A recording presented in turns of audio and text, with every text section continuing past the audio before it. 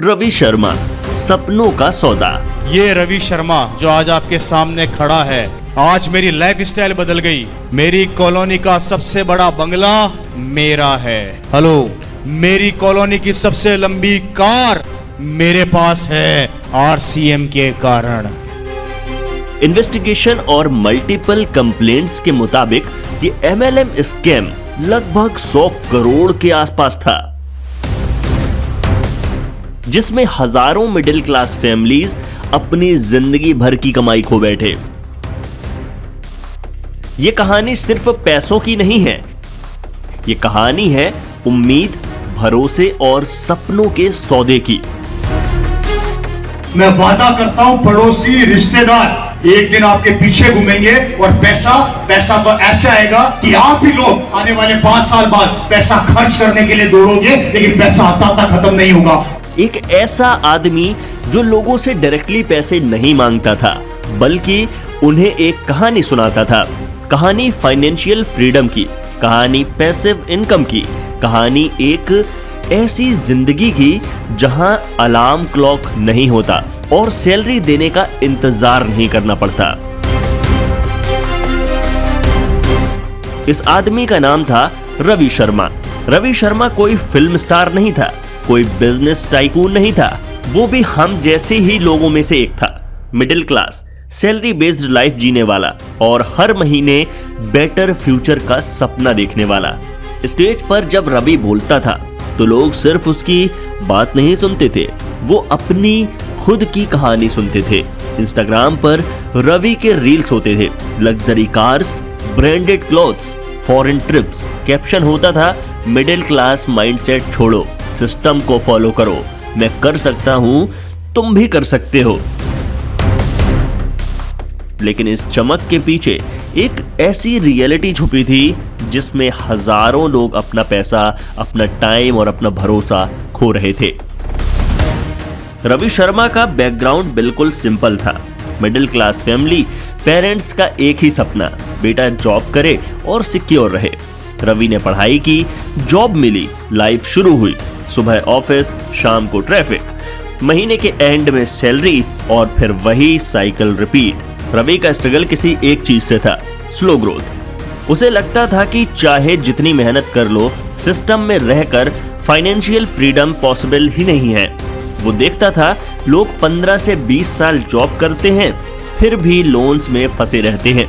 यहीं से रवि के दिमाग में एक सवाल बैठा, इस रेस का एग्जिट कहां है? और इसी सवाल का जवाब बनकर आया एमएलएम का इनविटेशन।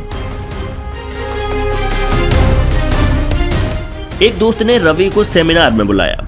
रवि सिर्फ क्यूरियोसिटी में गया, लेकिन जैसे ही सेमिनार शुरू हुआ, एनवायरनमेंट ने उसे पकड़ लिया। लाउड म्यूजिक, लाइट्स, स्टेज पर कॉन्फिडेंट लोग, हर स्पीकर अपनी कहानी बता रहा था। मैं भी जॉब करता था, मैं भी परेशान था, एमएलएम ने मेरी लाइफ ही बदल कर रख दी। फिर वो सेंटेंस जो हर एमएलएम सेमिनार का हाइट होता है, जॉब तुम्हें कभी अमीर नहीं बनाएगी।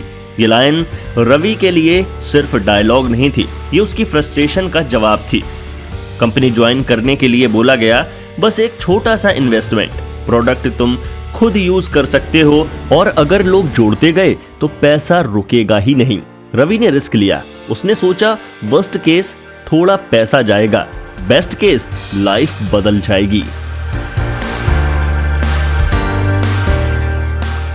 शुरुआत में रवि खुद भी अनश्योर था, लेकिन जब पहला कमीशन आया तो उसका डाउट खत्म हो गया।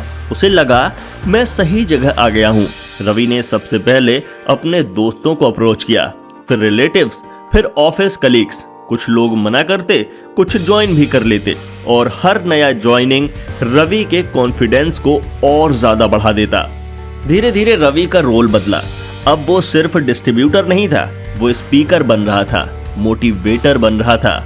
स्टेज पर खड़े होकर वो इमोशनल स्टोरी सुनाता, फेक इनकम की स्क्रीनशॉट दिखाता, बोलता, मैं कोई स्पेशल नहीं हूँ, अगर मैं कर सकता हूँ तो तुम भी कर सकते हो। लोग इंस्पायर हो जाते थे। स्टूडेंट्स, हाउसवाइफ्स, ऑफिस एम्प्लॉइज, सब एक ही चीज सोचते थे, अगर रवि जैसे नॉर्मल आदमी ने कर लिया तो भाई मैं क्यों नहीं। हर सेमिनार में रवि एक बात जरूर बोलता, ये पिरामिड स्कीम नहीं है, लेकिन ग्राउंड रियलिटी बिल्कुल क्लियर थी। पैसा प्रोडक्ट से नहीं आ रहा था, पैसा आ रहा था सिर्फ नए लोग जोड़ने से।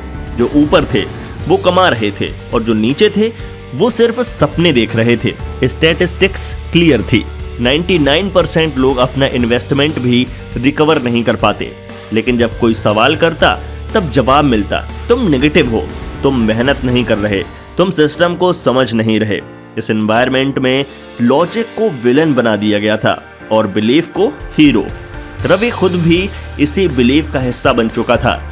उसे या तो सच दिख रहा नहीं था या फिर वो सच देखना नहीं चाहता था। फिर एक दिन सब कुछ बदलने लगा, पेमेंट्स डिले होने लगी, कंपनी ने एक्सक्यूज देने शुरू कर दिए, ऑफिस बंद होने लगे। व्हाट्सएप ग्रुप्स जो दिन रात मोटिवेशन से भरे रहते थे अचानक साइलेंट हो गए। लोग रवि को कॉल करते रहे, मैसेज बजते रहे, मदद मांगते रहे लोग। कुछ लोगों ने लोन्स लिए थे, कुछ ने ज्वेलरी बेची थी, कुछ ने अपनी फैमिली का भरोसा तोड़ा था।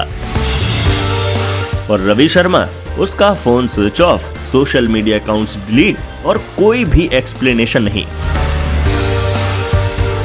विक्टिम्स पुलिस स्टेशन गए, कंप्लेंट्स फाइल हुई, लीगल नोटिस भी भेजे गए, लेकिन एमएलएम का स्ट्रक्चर ही ऐसा होता है जहां जिम्मेदारी हमेशा घूम जाती है। कंपनी कह देती है डिस्ट्रीब्यूटर इंडिपेंडेंट थे, लीडर्स कहते हैं मार्केट क्रैश हो गया, और असली लॉस होता है जनता का।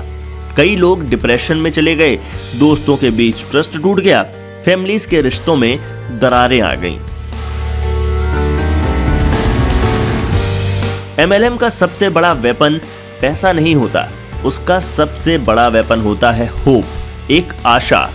होप की लाइफ बेटर हो जाएगी, होप की रिस्पेक्ट मिलेगी, होप की एक शॉर्टकट मिल गया है। एमएलएम स्कैम पैसा नहीं बेचते, वो फ्यूचर बेचते हैं, और जब फ्यूचर का सपना दिखाया जाता है तो लोग प्रेजेंट का लॉजिक भूल जाते हैं।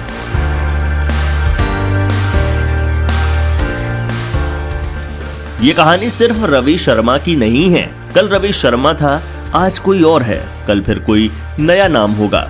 एमएलएम का मॉडल सेम रहेगा, सिर्फ चेहरे बदलते रहेंगे। इसलिए याद रखो, अगर पैसा कमाने के लिए तुम्हें लोग जोड़ने पड़ रहे हैं तो पैसा तुम नहीं कमा रहे, तुम किसी और के लिए कमा रहे हो।